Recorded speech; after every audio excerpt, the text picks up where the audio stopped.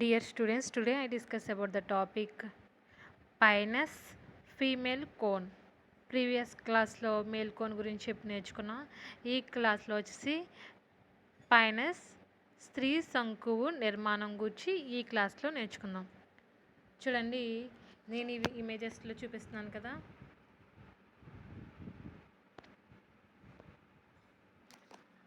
ఇది పైనస్ నందు స్త్రీ శంకువు. ఓకేనా.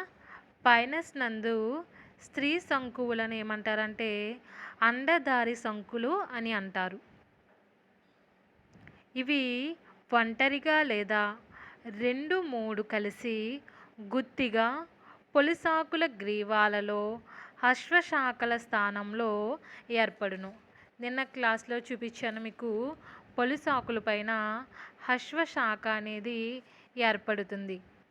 ఈ స్త్రీ శంకులు ఎక్కడ ఏర్పడతాయంటే ఈ స్త్రీ శంకులు అనేది పొలిసాకుల గ్రీవాలలో అశ్వశాఖలో ఏర్పడుతున్నాయి కదా. ఆ అశ్వశాఖల ఇదిగోని చూడండి, ఇవి అశ్వశాఖలు సూది వంటి పత్రాలు ఉంటాయి కదా. ఆ పత్రాలలో అండదారి శంకులు లేదా స్త్రీ శంకువులు అనేవి ఏర్పడతాయి.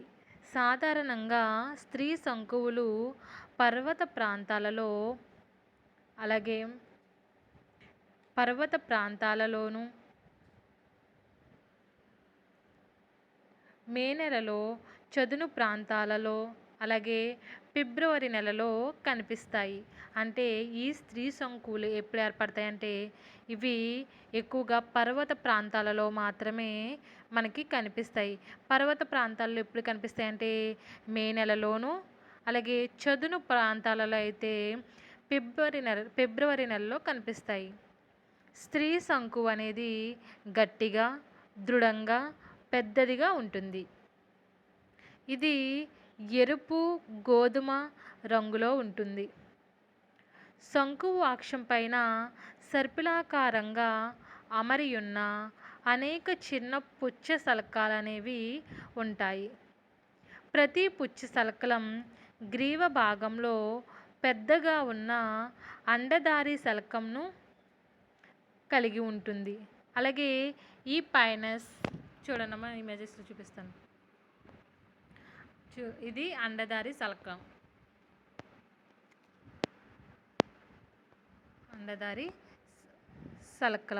పైనస్లో స్త్రీ శంకువు పక్వ స్థితికి రావటానికి సుమారుగా 3 సంవత్సరాల కాలం పడుతుంది. శంకువు పక్వ స్థితికి వచ్చినప్పుడు అక్షం అనేది సాగుతుంది.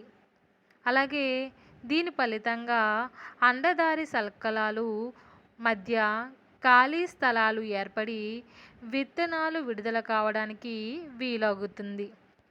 ఈ స్త్రీ శంకువు మధ్య భాగంలో అంటే చూపించాను. ఈ భాగంని ఏమంటారంటే అక్షము అంటారు. ఈ మధ్య భాగంను, ఈ ఖాళీ ఉన్న ప్రదేశాన్ని, ఈ భాగాన్ని అక్షము అంటారు. దానిపైన అనేక స్థూల సిద్ధ బీజాశయ పత్రాలనేవి సర్పిలాకారంగా అమర్చబడి ఉంటాయి.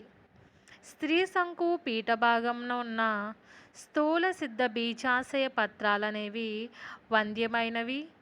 ప్రతి స్థూల సిద్ధ బీజాశయ పత్రానికి 2 భాగాలుంటాయి. అవి ఏంటంటే పుచ్చ శల్కలం లేదా అండదారి శల్కలం. చూడండి, పుచ్చ శల్కం అంటే చూపిస్తాను ఇమేజెస్లో. ఇది పుచ్చ శల్కలం, చిన్నదిగా ఉంది కదా, ఇది పుచ్చ శల్కలం. ఈ పెద్దగా ఉంది కదా, ఇది అండదారి శల్కలం. ఈ రెండు కూడా ఈ స్థూల సిద్ధ బీజాశయ పత్రానికి ఈ 2 భాగాలు అనేవి ఉంటాయి.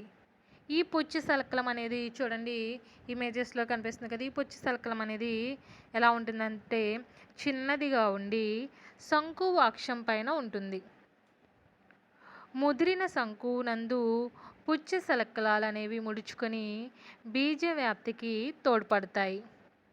పుచ్చ శల్కలాల గ్రీవ భాగంలో పెద్దగా ఉన్న అండధారి శలకలం అనేది ఏర్పడుతుంది. చూడండి పైన ఉంది కదా, కొంచెం పెద్దగా ఉన్న అండధారి శలకలం అనేది ఏర్పడుతుంది. ప్రతి అండధారి శలకలంనకు వెడల్పైన సన్నని పీట భాగం అనేది ఉంటుంది. అలాగే ప్రతి అండధారి శలకలం పీట భాగంలో 2 అండాలనేవి తలకిందులుగా ఉంటాయి. చూడండి ఇది 2 అండాలనేవి తలకిందులుగా అమరి ఉంటాయి. ఇది అండం. ఈ నిర్మాణం కనిపిస్తుంది కదా, ఇది అండం. నెక్స్ట్, పైనస్ నందు స్త్రీ శంకువు ఆవృత బీజాలలోని పుష్ప విన్యాసమునకు సమానమని, అండధారి శలకలం అనేది పుష్పంగాను, అలాగే పుచ్చ శలకలం అనేది ఫలదళానికి సమానమని భావించారు. ఇది పైనస్ యొక్క స్త్రీ శంకువు నిర్మాణం. నెక్స్ట్, పైనస్ అండం. పైనస్ అండధారి శలకలం పీట భాగంలో 2 అండాలనేవి తలకిందులుగా ఉంటాయి. నేను ఇందాక చూపించాను కమ్మా, 2 అండాలనేవి తలకిందులుగా ఉంటాయి. అండద్వారం, శంకు అక్షం ఒకే వైపుకు ఉండేటట్లు అమరి ఉంటాయి. చూడండమ్మా, ఇది అండద్వారం, అలాగే శంకు అక్షం, ఈ 2 కూడా ఎలా ఉంటాయంటే ఒకే వైపుకు అమరి ఉండేటట్టు ఉంటాయి. అలాగే స్త్రీ శంకువు ఏర్పడిన సంవత్సరం తరువాత అండం పెరుగుదల అనేది ప్రారంభం అవుతుంది.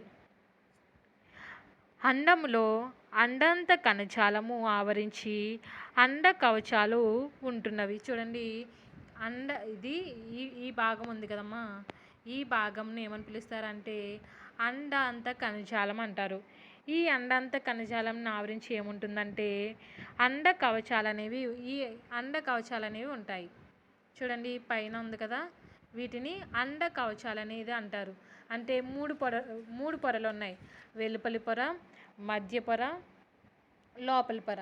వీటిని ఏమంటారంటే అండ కవచాలని అంటారు. ఈ అండ కవచాలన్నీ కూడా వేటిని ఆవరించి ఉంటాయి. ఈ 3 కూడా అంటే వెలుపలి పొర, మధ్య పొర, లోపలి పొర వేటిని కవర్ చేస్తూ ఉంటాయి అంటే లోపలికి అండాంత కణజాలాన్ని కవర్ చేస్తూ ఉంటాయి అన్నమాట. ఈ అండ కవచాలు అనేవి 3 పొరలుగా విభేదనం చెంది ఉంటాయి. అంటే చూడండి, నేను ఇప్పుడే చెప్పాను కదా, వెలుపలి అండ కవచము, లోపలి అండ కవచము. లోపలి అండ కవచం వచ్చేసి మృదు కణజాలయుతంతో నిర్మితమై ఉంటుంది. అలాగే ఈ లోపలి అండ కవచం అనేది రసవంతంగా ఉంటాయి. అలాగే మధ్య అండ కవచం అనేది దృఢ కణజాలయుతంగా ఉంటుంది. అండ కవచం అండద్వారం వద్ద తప్ప తక్కిన భాగమంతా అండాంత కణజాలంతో కలిసిపోయి ఉంటుంది. అంటే ఈ అండ కవచము, అండద్వారం తప్ప మిగిలినవన్నీ కూడా వేటితో కలిసిపోయి ఉంటాయి అంటే అండాంత కణజాలంలోకి కలిసిపోయి ఉంటుంది. అలాగే లోపల చూడండి, స్త్రీ బీజాశయ కుహరాలు అనేవి ఉన్నాయి. ఈ స్త్రీ బీజాశయ కుహరాలలో స్త్రీ బీజాశయ కుహరంలో స్త్రీ బీజాలు అనేవి ఉంటాయి. చూడండి, అండద్వారం, కలాజ, అలాగే ఇవన్నీ కూడా ఒకే అక్షం వైపుకు ఈ పైనస్ అండంలో మనకి కనిపిస్తాయి. ఇది పైనస్ యొక్క అండం నిలువు కోత.